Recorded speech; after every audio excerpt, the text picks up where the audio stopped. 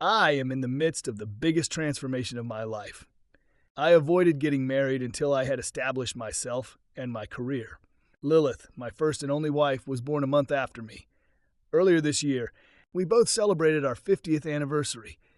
We had nothing to protect when we got married, so there are no prenuptial agreements. Lilith and I have been living in this house for 21 years. We moved here a year after we got married, and then brought our firstborn here 2 months after. We got settled. Our second child joined us 2 years later. The kids are in college now. I recently convinced Lilith that we should move to a gated community for 50 or more couples.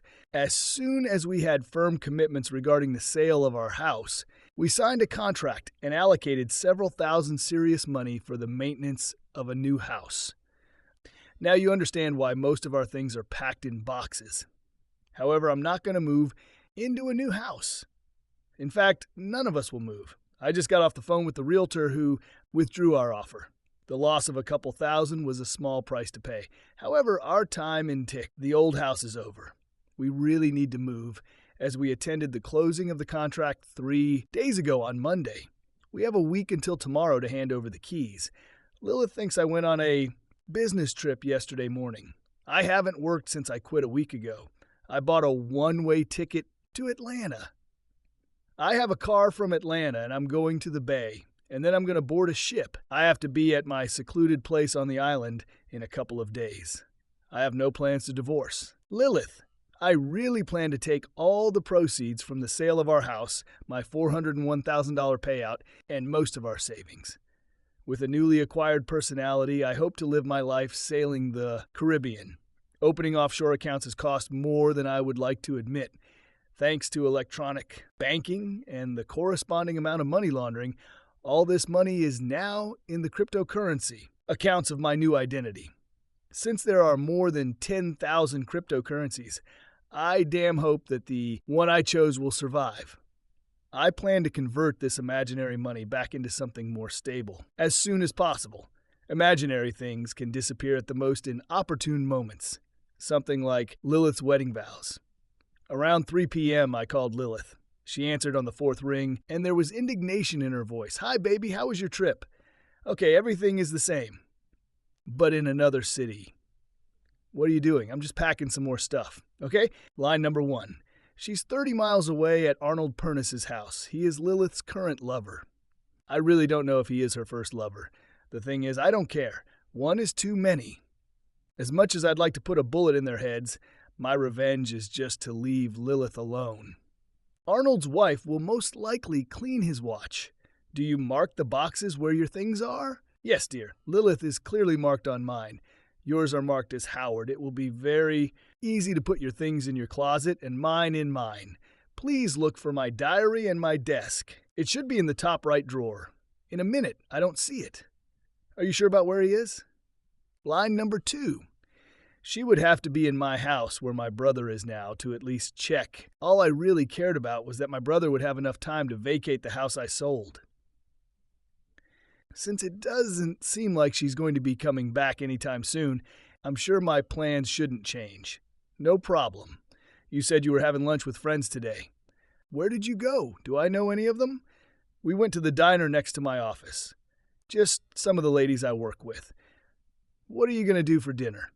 Line number 3. My investigator says she arrived at Arnold's at 9 a.m. this morning and hasn't left yet. I'll probably just order a steak in the room. The company pays for it. "What else are you doing today?" "Just another load of laundry and packing of leftovers." I hear the dryer whirring. I have to go. Call me later. I love you. I'm in touch. I think once you start lying, it gets easier. There was nothing about this woman that I could believe.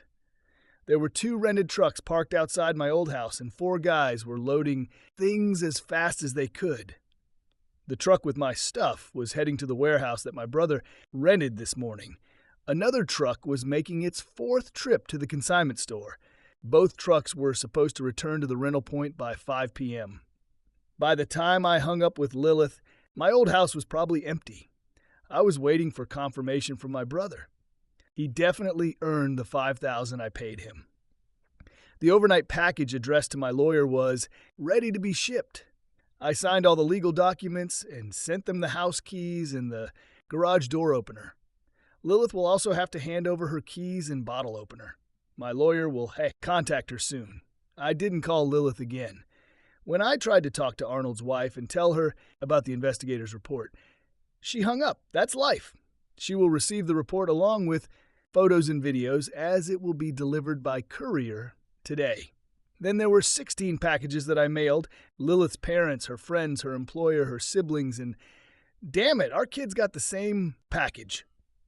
I put notes and parcels for the children, notifying them that I was disappointed in them, was disappearing, and did not know if I would ever get back in touch with them. And the package I felt best mailed to Lilith allowed me to spill out other than stirring in the pan. I'm not sure what I expected to achieve. Still, it was nice, Lilith. By now, you've probably realized that your depraved actions led to the loss of your marriage. I took all the readily available money. I also took what I wanted from home. The rest of our belongings were delivered to the consignment store for sale. My lawyer has the details. You can claim the proceeds. Don't bother looking for your jewelry. This gold gave me a decent amount of money. The rings from your aunt brought the most. My wedding ring didn't bring anything special, but that's life. That diamond earring you got from Arnold wasn't really worth much. Just like your wedding vows. The house is empty now. And I have withdrawn our offer for a new house. It was just a ploy to get all the proceeds for our house. Thanks for playing along with me. I'm not planning on divorcing you. You can spend your money on it if and when you save up. I plan to replace you as soon as possible. But it doesn't concern you. I made it clear to the children that I was disappearing. Since both were aware of your affair and kept silent, I decided to disown them. I told them that. If your parents hadn't invested all their money in this retirement village, they might have been able to help you. Maybe you and Arnold can sleep in the same car. Maybe not. I don't know much about him. He sucks at society, but apparently that's what you traded your lukewarm lifestyle for. I hope all this juice you've swallowed won't cause you too much heartburn. I left you your father's gun and a box of cartridges. It's a pity you were too busy to join me in shooting lessons. Well, point and pull the trigger. Do you understand? If Arnold had kept his mouth shut, I might never have found out about you too. What were the chances that he would walk into my brother Steve's bar? Steve said he was immediately wary, as there aren't many women with a name like Lilith. When he was paying with a credit card, Steve asked to see his driver's license. After that, it was pretty easy to get all the evidence I needed. I hope you weren't planning on forcing everything on me and running off with Arnold as your pimp. Thanks for a few sweet memories. But for the most part, all the other memories are tainted. Howard. Instead of leaving my phone, I tossed it to a homeless guy huddled against a dumpster behind the hotel. I wrote down all the contact information I wanted to keep. I had a good night, sleep. In truth, it took a few small bottles of booze in the hotel room. Since it was all on my credit card, I didn't care. I had no intention of being around to pay any bills. I have doubts that any bills will be paid. Lilith has been a housewife for the last 22 years. She worked until she got pregnant shortly after we got married. I had a fairly well-paid job, so she didn't have to work. Too much free time after the children graduated from high school turned out to be her downfall. My investigator couldn't find out much about how Lilith and Arnold met or how long it lasted. What he found out was that my children were dating them. For some reason, Lilith dropped by the college campus and invited them to dinner. The investigator indicated that he was following them and shooting a video with sound. I was able to identify my children. Arnold was introduced as her lover. Whatever Lilith promised them, it turned out to be their downfall. They had plenty of time to call and talk to me, but it never happened. After taking breakfast to my room, I hailed a taxi and drove to the Butler used car parking lot. I just walked out of the hotel. I'll let Lilith try to figure out why I didn't check out. I wasn't supposed to be free until Monday. I drove an old car to the coast. By Saturday evening, I was at the beach. Having successfully withdrawn a pocket full of local currency from my new identity's account, my first purchase was a dinner with drinks. During the meal, a very friendly, scantily clad woman convinced me to spend more of this money on her. With breaks of several hours between sessions, I spent my money for a night of bliss. The exchange rates made it so that I could do it every day of the week if that was what I wanted. Yes, that's what I wanted at the moment. While planning to create new email accounts, I bought a laptop and a cell phone. It will be difficult to connect the new me with my old one. I set up a VoIP phone number and got the latest news from Steve. Lilith. At least Howard left me. A gun. In the form I am in, I lie awake at night and wonder if I should just get it over with. I was drunk on attention at the time. I never realized that it was just a game that Arnold was playing to turn me into his toy. If they had told me a year ago that I was going to have an affair, I would have laughed in my face. There's no way in the world this should and could happen. I guess I'm ready to be chosen. I met Arnold at the gym. He was training at the same time as me. How did I even fall for all these well-rehearsed lies? Somehow, deep down, I think I wanted someone other than Howard. Someone who would tell me that I am sweet and desirable. He was patient. Compliments turned into drinking and talking in the parking lot. The decision to stop at a fast food restaurant for a snack was my first mistake. Why on earth would a married woman date a married man in a private setting? It took months to slowly bring me to what we were doing afterwards. I started thinking about Arnold when I was making love to Howard. We moved on to meeting at his summer house once a week. It was quite easy to be a little late home from running errands. When Howard was out of town for a few days, I was Arnold's toy. Somewhere along the way, he made me believe that I should leave Howard, take my share of the marriage, and he would do the same to his wife. We could continue our adventures as a couple. I do not know what made me tell my children about this, but I did it. I think Arnold led me to this decision to strengthen my desire to give up marriage. When Howard left for that trip to Atlanta, I hadn't decided what I was going to do. I thought I handled Howard's call pretty well. It was only in the morning, when I was about to leave, that I read a message from my sister. She received a package from Howard with detailed descriptions of my novel. Arnold, Howard knows. Good. You can start the divorce right now, but I'm not. I shut up because I haven't decided yet if I really want a divorce. I ran to the bathroom and threw up. What have I done? Around this time, a car pulled up and the gentleman handed Arnold the divorce papers. That fool. She'll leave me with nothing. Take care of your own. Shit yourself. I'm leaving here. And with that, Arnold left. When I barely got home, I found that our house was completely empty. I threw up in my bathroom, too. As I'd been over the toilet, someone rang our doorbell. There was an overnight bag by the door. I was afraid of the worst. Howard's letter crushed me. I called my children and told them about the nightmare my life had become. They also received parcels. They had video evidence of what a cheater I had become for Arnold. They were shocked to realize that Howard no longer wanted anything to do with them. I think they were hoping for an opportunity to explain their reasons to him. I am aware of my guilt. After buying some fast food, I headed to the consignment store. My credit cards were still working, which surprised me. Some of my stuff has already been sold, and that jerk over there said if I want my shit, I'll have to pay for the cancellation. It was cheaper to buy back only what I wanted. This fast food was no longer digested. When I called Howard on his cell phone, some drunk answered. The children were no more fortunate. I didn't think Steve would help me, but I had to try. He laughed when I started asking questions. I'll tell you what, Lilith. I'll pay you $50 a night to be a topless waitress. What do you say to that? Fuck you, asshole. Well, don't tell me I wasn't trying to help you. I hung up the phone, bastard. It was the longest weekend of my life. I was sleeping on the floor. And then I was trying to figure out what else I should buy at the thrift store. The only pair of shoes I had were the ones I wore home that day. I didn't have my makeup on. I went to a discount store and bought bathroom essentials. I tried to talk to my friends and family, but Howard sent them a video. Not a single soul wanted anything to do with me. The call from Howard's lawyer was disturbing. The locks will be replaced on Friday, regardless of whether I'm there or not. Obviously, I can't be charged with trespassing if the home buyers want it.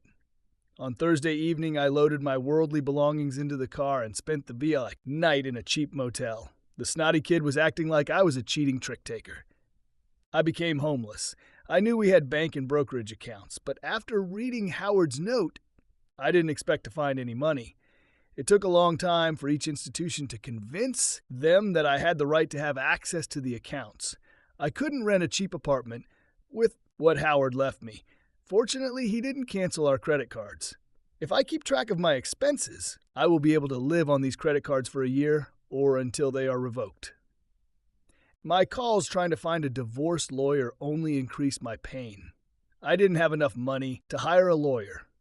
None of them were ready to take on this case on an unsecured basis.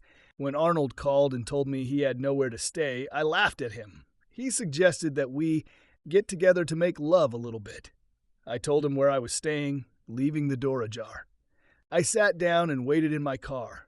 I left Arnold a note asking him to strip naked. A few minutes after he entered the room, I returned and opened the door to see a naked Arnold staring at me. I remember Howard texting me, "Point and pull the trigger." I fired once and the bullet hit him almost perfectly between the eyes, although I thought I was aiming at his heart. I flushed the note down the toilet and waited for the police. The officer I was talking to looked skeptical when I told him that when I returned, I found a naked man in my room, and before I knew who it was, I shot in self-defense. They confiscated the gun and escorted me to the headquarters. I was allowed to leave, but 2 days later, I was arrested for first-degree murder. I forgot that there was a recording of that phone call, and they think I ambushed Arnold. My court-appointed lawyer can best be described as a goat with green ears. I didn't have much hope that I would be found innocent. At least my money and housing problems were postponed. I probably won't have to worry about the outcome of my lawsuit, since she made it clear to me that I'm a walking dead fool. When I asked where my dinner was, the guard told me that I had to please him. Otherwise, I would starve to death. "Hi, Steve, this is Howard. What's new? You'd better sit down." Howard. Lilith shot Arnold and then tried to commit suicide. She's in a state psychiatric hospital. It was surreal to hear Steve describe Lilith's ordeal. "I'll talk to you later, Steve." My head is spinning.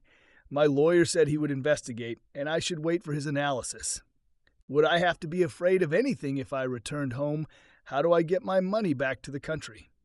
He told me to stay quiet for a few days, and he would check what Steve had told me and let me know what my options were.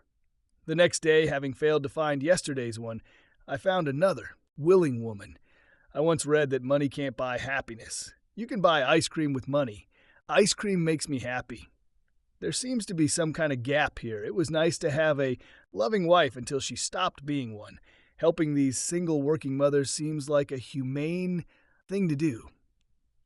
It's been almost 9 months since my lawyer told me I could come back. I don't think that's going to happen. I haven't missed a day since the very first time. Some days I try out some available ladies from the evening all night long. At lunchtime, when they see me coming, they flare up and grope me. Obviously, I'm overpaid, but not in my calculations. No one lost, I think, but they didn't win anything either. I still had heartburn from the kids, so I sent each of them a postcard with a quarter inside. The next time you're faced with a difficult decision, I hope you can find the inner strength and courage to do the right thing. If not, then here's a quarter that you can throw in to make your choice. That's all I'm leaving you. Lilith is considered mentally unstable and remains in a government facility. Murder charges are never dropped, so if she ever gets better, it will only get worse.